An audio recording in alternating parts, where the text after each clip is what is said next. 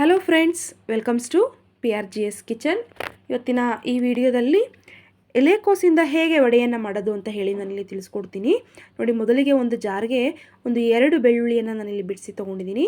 ಹಾಗೆ ಒಂದು 8ರಿಂದ 10 ಹಸಿಮೆಣಸಿಕಾಯನ್ನು ಹಾಕ್ಕೊಂಡಿದ್ದೀನಿ. ಹಾಗೆ ಒಂದು ಅರ್ಧ ಇಂಚು ಶುಂಠಿ, ಹಾಗೆ 1.5 ಟೇಬಲ್ ಸ್ಪೂನಷ್ಟು ನಾನಿಲ್ಲಿ ಜೀರಿಗೆಯನ್ನು ಹಾಕ್ಕೊಂಡು ನುಣ್ಣಗೆ ಪೇಸ್ಟ್ ಮಾಡ್ಕೊಬೇಕಾಗುತ್ತೆ. ನೋಡಿ, ಈ ರೀತಿ ಪೇಸ್ಟ್ ಮಾಡಿ ಮೊದಲಿಗೆ ಎತ್ತಿಟ್ಕೊಬೇಕು. ಹಾಗೆ ನೋಡಿ, ಒಂದು ಮೀಡಿಯಮ್ ಸೈಜ್ ಎಲೆಕೋಸನ್ನು ನೋಡಿ ಸಣ್ಣದಾಗಿ ಕಟ್ ಮಾಡಿ ನಾನಿಲ್ಲಿ ಚೆನ್ನಾಗಿ ವಾಶ್ ಮಾಡಿ ನೀರನ್ನು ಸೋಸಿ ತೊಗೊಂಡಿದ್ದೀನಿ. ಸುಮಾರು ಒಂದು 3ರಿಂದ 4 ಕಪ್ಪಷ್ಟು ಎಲೆಕೋಸಿದೆ. ಹಾಗೆ ಇದಕ್ಕೆ ಒಂದು 2 ಮೀಡಿಯಮ್ ಸೈಜ್ ಈರುಳ್ಳಿಯನ್ನು ಸಣ್ಣದಾಗಿ ಕಟ್ ಮಾಡಿ ಹಾಕ್ಕೊಂಡಿದ್ದೀನಿ.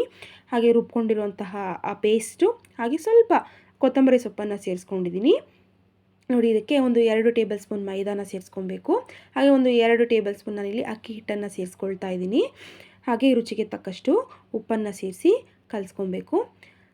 ಇದಕ್ಕೆ ನಾನು ಯಾವುದೇ ರೀತಿ ನೀರನ್ನು ಹಾಕಿ ಕಲಿಸ್ತಾ ಇಲ್ಲ. ಎಲೆಕೋಸಲ್ಲಿರುವಂತಹ ನೀರಿನ ಅಂಶನೇ ಏನಾಗುತ್ತೆ, ಹಿಟ್ಟಿಗೆಲ್ಲ ಸರಿ ಹೊಂದುತ್ತೆ. ಅದಕ್ಕೆ ಎಕ್ಸ್ಟ್ರಾ ನಾವಿಲ್ಲಿ ನೀರನ್ನು ಸೇರಿಸೋ ಅವಶ್ಯಕತೆ ಇಲ್ಲ. ನೋಡಿ, ಇದಕ್ಕೆ ನಾನು ಮತ್ತೆ ಒಂದು 2 ಟೇಬಲ್ ಸ್ಪೂನಷ್ಟು ನಾನಿಲ್ಲಿ ಚಿರೋಟಿ ರವೆನ ಸೇರಿಸಿ ಮತ್ತೆ ಚೆನ್ನಾಗಿ ಕಲಿಸ್ಕೊಳ್ತಾ ಇದ್ದೀನಿ. ನೋಡಿ, ಈ ಚಿರೋಟಿ ರವೆ ಹಾಕೋದ್ರಿಂದ ತುಂಬ ಚೆನ್ನಾಗಿ ಆಗುತ್ತೆ, ಕ್ರಿಸ್ಪಿಯಾಗೂ ತುಂಬ ಚೆನ್ನಾಗಿ ಬರುತ್ತೆ.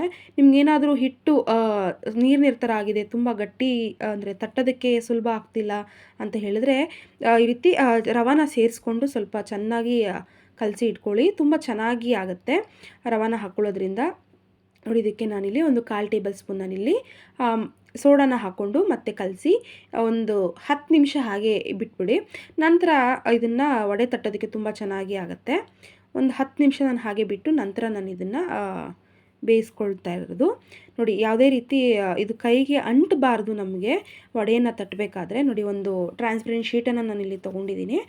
ಸ್ವಲ್ಪ ನೀರನ್ನು ಸೇರಿಸಿ ತಟ್ಕೊಳ್ತಾ ಇದ್ದೀನಿ. ಅಂದರೆ ನಮಗೆ ಯಾವ ಸೈಜ್ಗೆ ಬೇಕೋ ಆ ಸೈಜ್ಗೆ ಮೀಡಿಯಮ್ ಆಗಿ ನಾವಿಲ್ಲಿ ತಟ್ಟಿ ಹಾಕೊಬೋದು.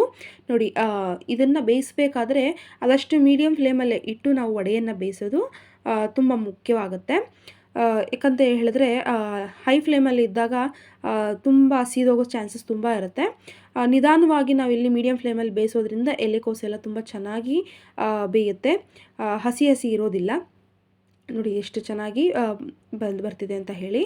ತಕ್ಷಣಕ್ಕೆ ನಾವೇನಾದರೂ ಮಾಡಬೇಕು ವಡೆಯನ್ನು ಅಂತ ಹೇಳೋರು ಈ ರೆಸಿಪಿ ಅಂದರೆ ಎಲೆಕೋಸಲ್ಲಿ ಮಾಡ್ಕೊಳ್ಳೋದ್ರಿಂದ ತುಂಬ ಈಸಿಯಾಗಿ ಬೇಗ ಮಾಡ್ಕೊಬೋದು. ಟೈಮ್ ಕೂಡ ತುಂಬ ಚೆನ್ನಾಗಿ ಸೇವ್ ಆಗುತ್ತೆ. ಮನೆಗೇನಾದರೂ ಸಡನ್ನಾಗಿ ಗೆಸ್ಟ್ ಬಂದರೂ ಅಷ್ಟೇ, ಎಲೆಕೋಸು ಏನಾದರೂ ಮನೇಲಿದ್ದರೆ ತಕ್ಷಣಕ್ಕೆ ಏನಾದರೂ ವಡೆ ಮಾಡಬೇಕು ಅಂತ ಹೇಳಿದ್ರೆ ಇದನ್ನು ಚಾಯ್ಸ್ ಮಾಡ್ಕೊಳ್ಳಿ, ತುಂಬ ಚೆನ್ನಾಗಿ ಆಗುತ್ತೆ, ಟೇಸ್ಟಿಯಾಗಿ ಕೂಡ ಇರುತ್ತೆ. ಎಲ್ಲರೂ ತುಂಬ ಇಷ್ಟಪಟ್ಟು ತಿನ್ಬೋದು, ಕ್ರಿಸ್ಪಿಯಾಗಿ ತುಂಬ ಚೆನ್ನಾಗಿರುತ್ತೆ. ನೀವು ಕೂಡ ಮನೆಯಲ್ಲಿ ಟ್ರೈ ಮಾಡಿ ಹೇಗಾಗಿದೆ ಅಂತ ತಿಳಿಸಿ. ನಿಮಗೆ ಈ ರೆಸಿಪಿ ಇಷ್ಟ ಆಗಿದರೆ ಲೈಕ್ ಮಾಡಿ, ಶೇರ್ ಮಾಡಿ, ಕಮೆಂಟ್ ಮಾಡಿ, ಹಾಗೂ ತಪ್ಪದೆ ಸಬ್ಸ್ಕ್ರೈಬ್ ಮಾಡಿ. ಇನ್ನು ಯಾರ್ಯಾರು ಚಾನಲ್ನ ಸಬ್ಸ್ಕ್ರೈಬ್ ಆಗಿಲ್ಲ ಆದಷ್ಟು ಬೇಗ ಸಬ್ಸ್ಕ್ರೈಬ್ ಆಗಿ. Thank you.